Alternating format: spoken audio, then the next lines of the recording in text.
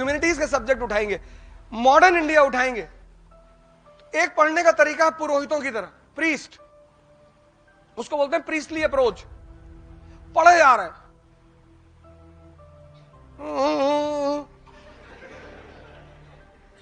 पढ़े जा रहे हैं, एक दिन में 70 पेज, 80, 150, 300 मर गए।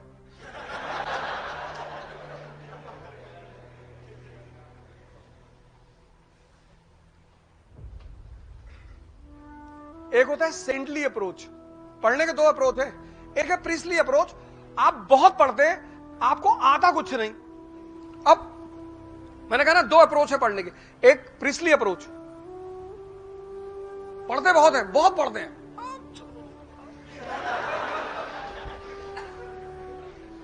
पता कुछ नहीं।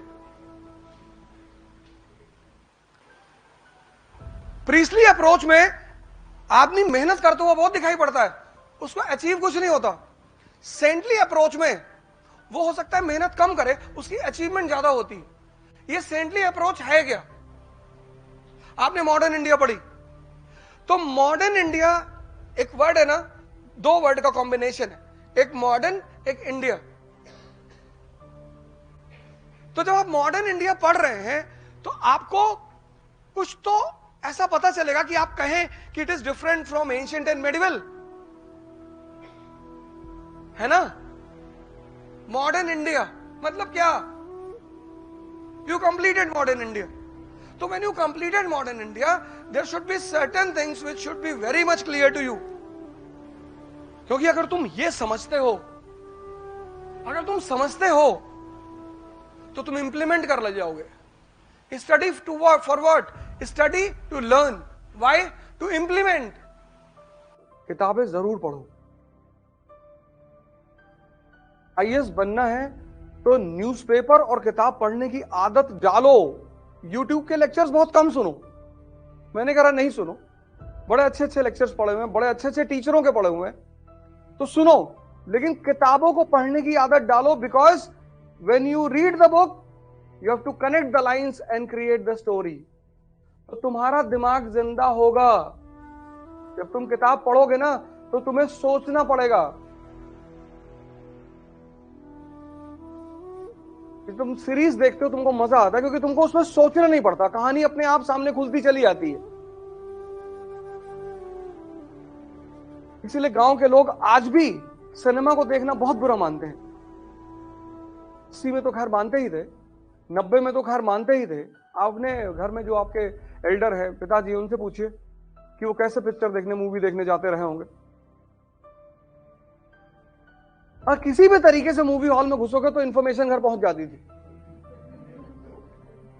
और आज पीवीआर को एक सोशल स्टेटस बना दिया गया है, क्योंकि मां बाप को पता था कि अगर तुम मूवी देखोगे ना तो तुम्हारी जो कनेक्ट करके सोचने की क्षमता है वो खत्म हो जाएगी। इसलिए किताबें पढ़ने में नींद आती है। तो किताबें खुद से तभी बोलेंगी जब तुम उनसे बोलोगे, वरना वो तुमसे नहीं बोलेंगी। वो बोलेंगी तुमसे। और जिस दिन तुम जो पढ़ रहे हो, मतलब एक तरफ तुम आगे पढ़ रहे हो और दूसरी तरफ यहां पिक्चर बन रही है, तो उसके बाद तुम्हारा कोई कंपटीशन रुक ही नहीं सकता। बस यही पैरामीटर है कि जिस लाइन को तुम पढ़ रहे हो, चाहे वो हिस्ट्री हो, ज्योग्राफी हो, पॉलिटी, इकोनॉमी, कुछ भी, मतलब तुम लाइन यहां पढ़ रहे हो और यहां उसकी पिक्चर बन रही है, बस समझ लो तुम्हारा सिलेक्शन होने वाला है। क्योंकि पिक्चर बन रही का मतलब यह है कि डाइजेशन इज गोइंग ऑन, हजम हो रहा है। किताबें लो और सरल किताबें लो। पहली किताब ले लो NCERT, old NCERT, class 12th, Vipin Chandra. Modern India, class 12th by Vipin Chandra, old NCERT, old.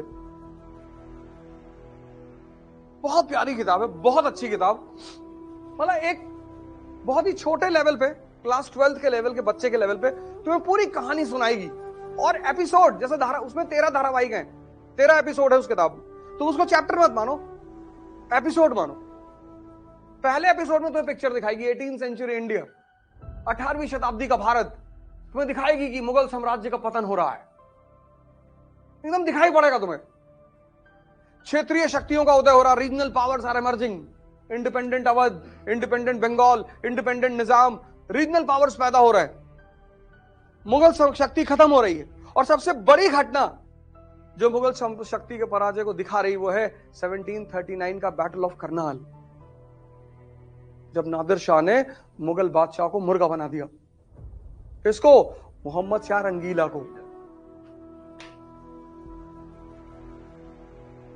दिखाई पड़ेगा तुमको एकदम।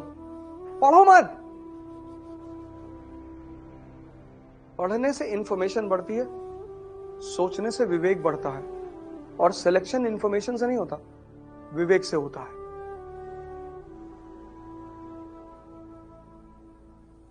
आज के दौर में लोगों के पास इंफॉर्मेशन बहुत है, पर सोचा ही नहीं,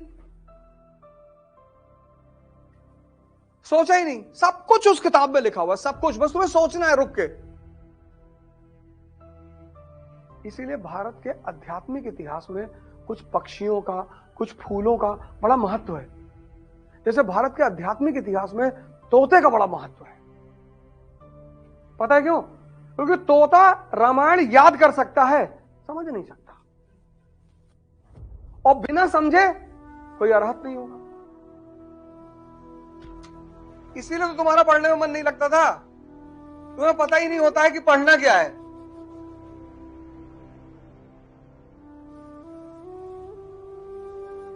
तुम किताब पे किताब खरीदते, हर जिससे मिलते हो उससे कहते हो भैया कौन सी किताब खरीदो। और कबीर बहुत पहले कह गए थे कि पोथी पढ़ पढ़ जग मुआ आईएस भयानक होए।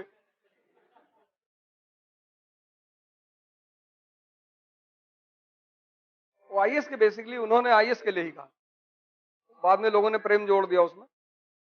पंडित, पोथी पढ़ पढ़ जग मुआ पंडित भयानक होए। पढ़ना मतलब दिमाग को जिंदा करना, और जिंदा दिमाग कुछ भी कर सकता है।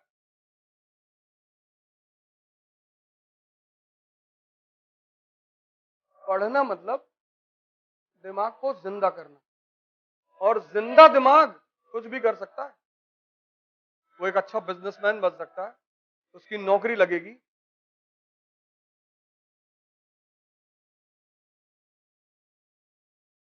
ये बात आज से पहले कभी सोची थी? और क्लास खत्म होने के बाद सिर्फ आपके नोट्स, मतलब once the class is over you should be completely prepared कि अब दोबारा इन किताबों को नहीं पढ़ना है, तैयारी के लिए नहीं पढ़ना है, पढ़ने के लिए पढ़ लेना है।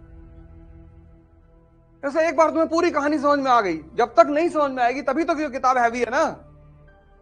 एक बार समझ में आ गई, पहली बार पढ़ोगे 25 दिन लगेगा, लेकिन पहली बार जब खत्म कर लिया, क्लास में हर चीज समझ ली, तो 5 दिन में खत्म होगी।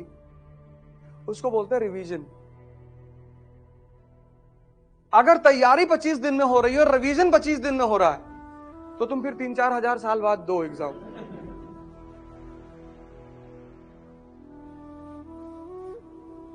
सर रिवीजन का टाइम नहीं मिल रहा है। रिवीजन मतलब सिर्फ तथ्यों को देखना। कॉन्सेप्ट कैसे भूलोगे यार? कॉन्सेप्ट भूल ही नहीं सकते।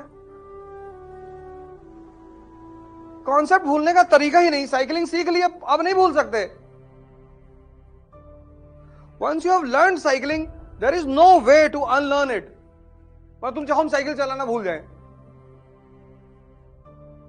स्विमिंग सीख ली, अब तुम सोचो हम भूल जाएं, संभव ही नहीं।